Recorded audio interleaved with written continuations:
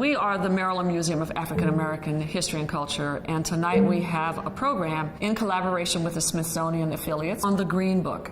And this is very important to our history. This was a book that let African American motorists know where they could go during segregated times in this country. So you knew what hotel to stop at, what restaurant you could eat at, what beach you could go to. I want people to understand what it was like in segregated times, because I think our past also foretells what happens in the future. We think sometimes that these events in the past are over, but they're not.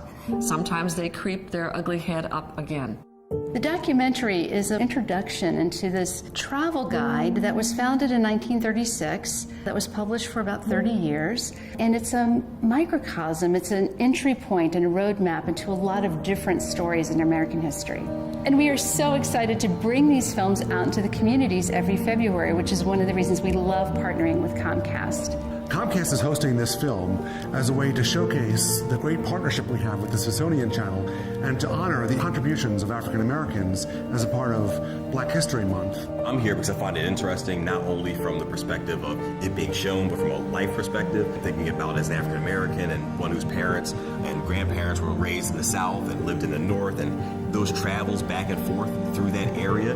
Stories I've heard as a young person and what the Green Book really was as a resource. There have been some fictional depictions of it, but then have something that's more documentary based is also useful and very important.